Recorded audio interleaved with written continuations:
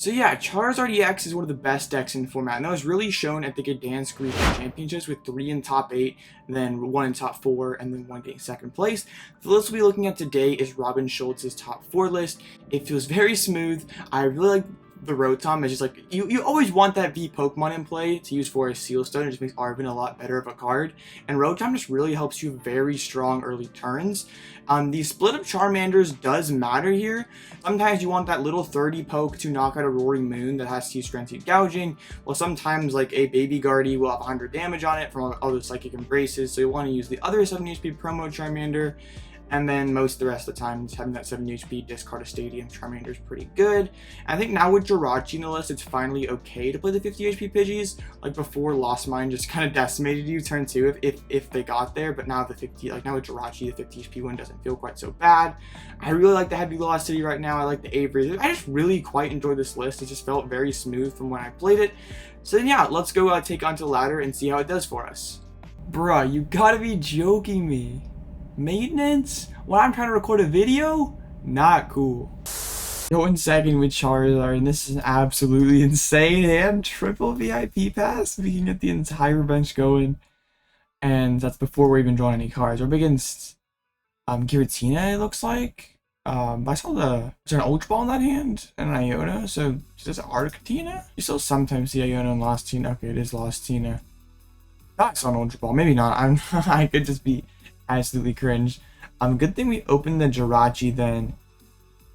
Yeah, we're just absolutely cooking with this. This is supposed to be one of our tougher matchups, so let's see how we do here. Yeah, probably benching Jirachi relatively early.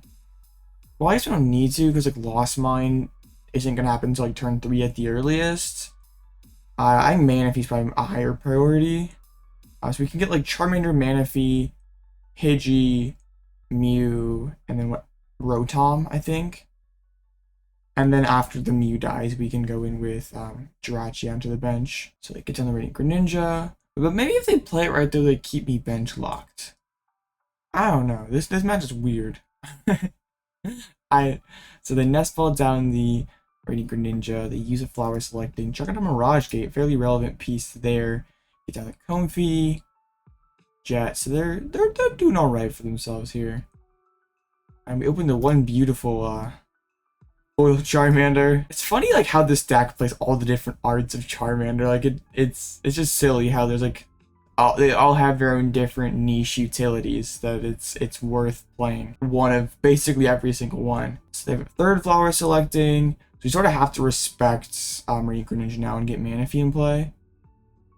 There goes a Boss's Orders. So they had some pretty painful loss zones out of that first 3. Then they finally conceal cards. So they probably want to use their remaining bench space for 2 Tinas. There's 1 Tina. Because if they go Cram Tina, I can go Defiance. Or Vitality Band plus Counter Catcher and kill their only Tina. Pidgeot off the top. So let's get off with the Battle VIP Pass. We prize the Rotom on 4, and there's no Manaphy in here either. So I think we get those 2. VIP Pass again. So I think we get double Pidgey. I don't really care if he knocks out my. Well, I'm gonna save the bench spot. We get the Charmander. We bench the Jirachi. Well, maybe it's worthwhile getting another Charmander in case we can't move this dude. But I don't like mind baiting my opponent into taking 1 prize if they feel like they're like putting me in an awkward spot, even though they're kind of not. All right, and yeah, we can retreat into the Mew, Flower Select, Mysterious Tail. They're all the same thing, right? Candy sounds good to me.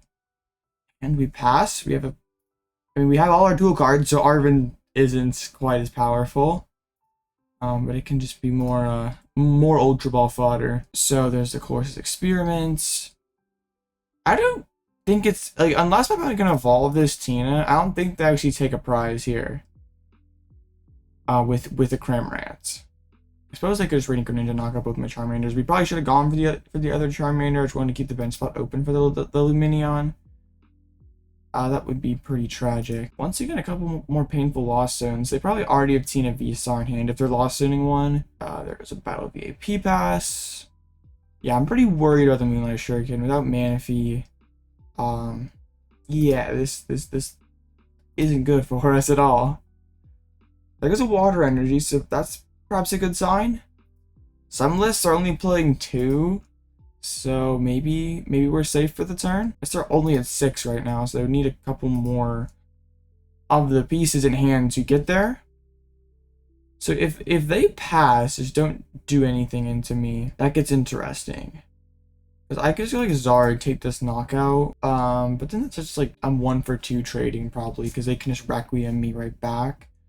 So I honestly think like a Kaling with a Charmeleon into the Comfy doesn't sound too bad. Like once like I either bait them to take that one prize or just keeps getting an insane amount of value. They lost on a Chorus, so we can tell their hand's pretty solid if they're doing that. Okay.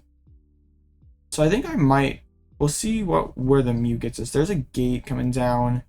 Of course, if they just Radiant Greninja and give with Charmander, this game's probably over.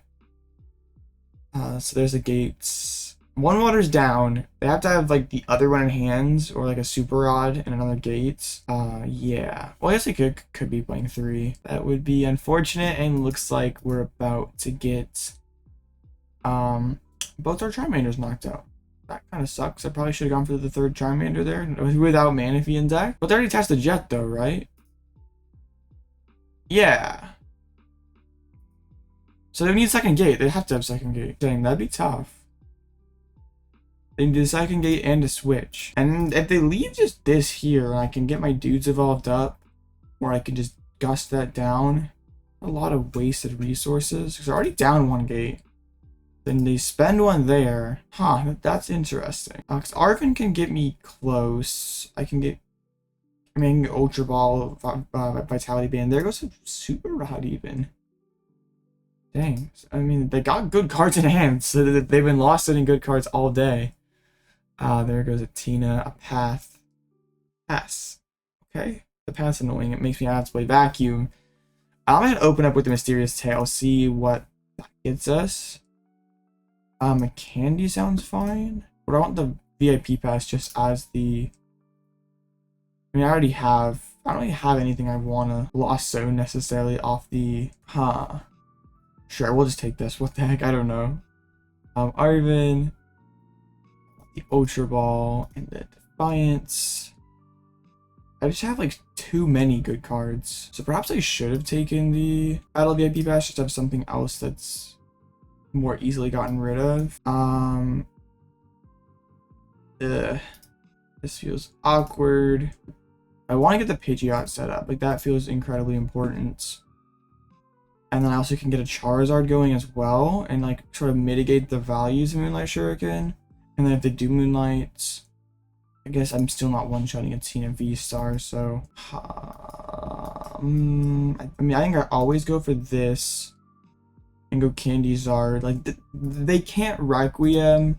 I guess they're at 9. They could Requiem and boss, but I'm just going to make the educated guess that that was their only boss. A lot of these lists are just playing 1 boss and 2 catchers. I am kind of bricked if I get pathed again. Like, that would be really, really bad for me.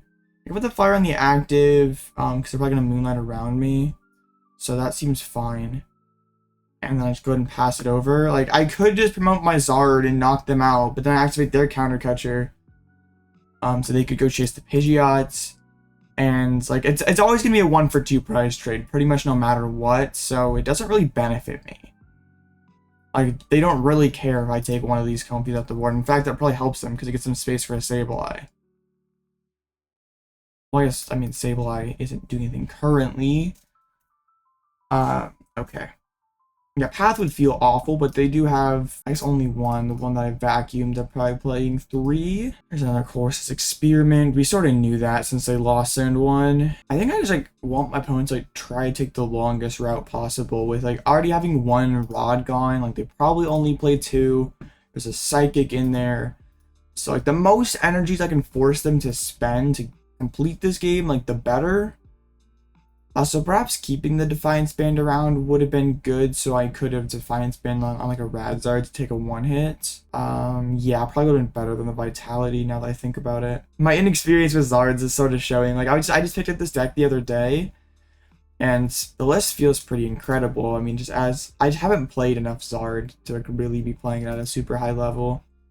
Hopefully that at least this gameplay shows what to do or shows what not to do. At least at the very least is like, okay, Blitzel played this way and it sucked, so let's not do it. Hopefully can I get the dub here against one of our trickier matchups. Flower select. Got a tough choice here, I guess. That's the third gate. Yeah, that definitely qualifies as a tough choice. Bro, that is pretty rough. The other Tina V-Star is pretty nice. I think my mom's playing this matchup well. Like, you don't really want to go in with the cram super early. And like basically make it so I can KO a Tina. Like, you're sure Charmander. Yeah, I have to. My hand sucks. Like, I was thinking like, okay, do we go Pidgeot and like bait the Lost Impact or Requiem? My hand's just dead. Okay, they're probably gonna. Oh, that hurts. Hopefully they go Charmander Jirachi. And I can keep the Mew and maybe go find. Because I use the Lost Vac already. Yeah, Charmander for sure. And the Mew. That is not what we wanted to see. I feel like that makes sense though, since they know. I mean, they're bench locked. It's unlikely that they'll be needing the Jirachi, or needing Sableye to get around the Jirachi. Awesome top deck. So that's pretty cool. Okay, quick search. I think getting down another Charmander sounds pretty good right now, since they're in all likelihood gonna Requiem my guy. So I think the plan here, I hate having to, I guess it doesn't matter though, if they Requiem the Zard, then it's just straight up. We can just straight up knock them out from that point. So I want to take the KO here. Then they don't get Rain Greninja for the rest of the game, so we don't have to worry about our bench getting scuffed. So I think the plan here is, since they only have one gate left, if they want to Requiem this turn, they have to spin that last gate. And then we can go Iono plus Knockout with our Zard. And then they don't really have a response. And then we're just using Boss the rest of the way to pressure whatever they put energies onto. The issue is I'm like lacking several pieces. Like I need the Candy Zard and I need the Iono. I don't really want to have to Pidgeot for Iono and just sort of take that leap of faith that I get there. Maybe I don't need to Iono though, since like if they've used all 4 gates, yeah, they're not really doing anything. So there's a Nest Ball. They don't have anything that's like super worth grabbing here. I think like Cram isn't. I mean, Cram's in the Lost Zone. Sableye just sort of doesn't do anything for them. They probably just grab somebody to thin. Velocity, like Lost Zone, the Greninja is pretty good, because if they get them out back-to-back Greninja, I guess they like wouldn't have Requiem available. So yeah, having to Lost Zone both those gates was pretty fortunate for us. Like if they had a little better go of it with the Lost Zones, we'd be in a lot worse of a spot. But that's kind of like the nature of Lost Zone. Like you like the privilege to see so many cards like offset by you also have to lose some important cards every now and again.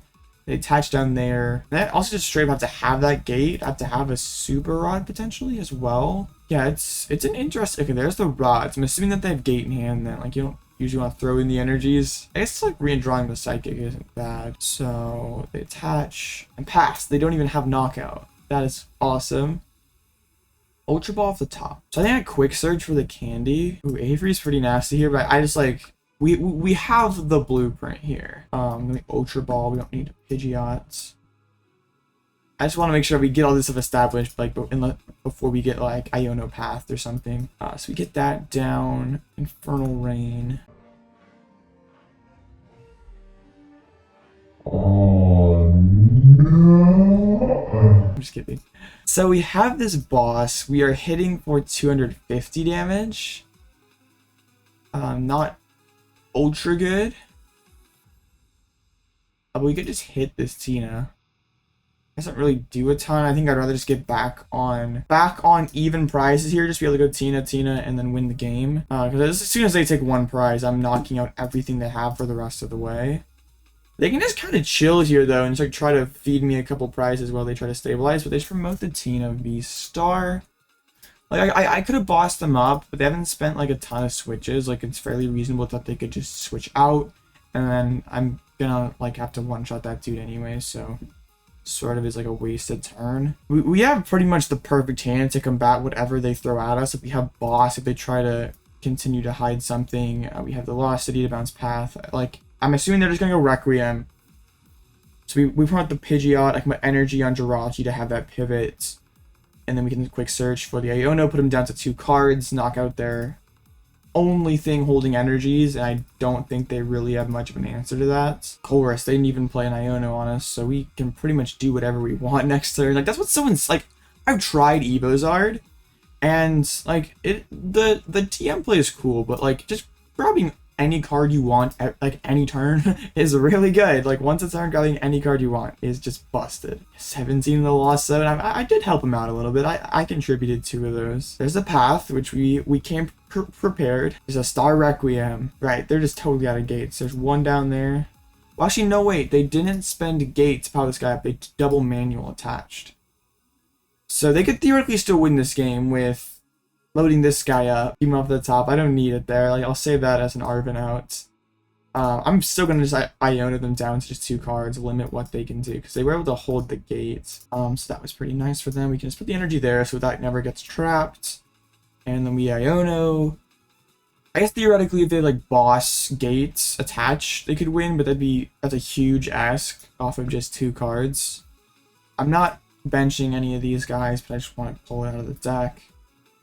Treats, take the big one hit with Burning Darkness. I have game in hands, and like they can Iono, they can Roxanne, but they're still like a couple turns away, and I don't really want to take a 1-prize knockout though and activate their counter catcher, since a lot of these lists are just playing the 1 boss and they're not playing any sort of other disruption or any sort of other gust. They're playing the 1 boss, two counter catchers.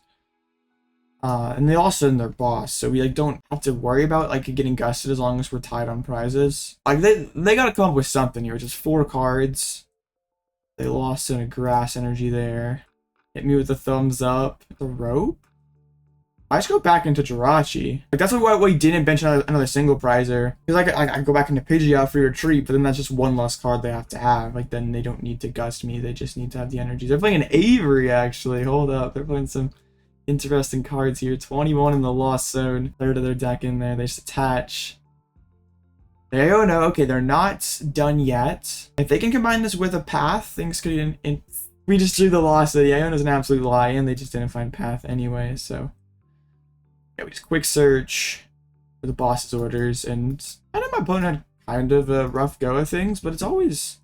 I mean, I really feel like Charizard, like, it has some bad matchups, like Chin Pao, like Tina, but it really can beat just about everything, and that's why I think it's one of the best decks in format right now.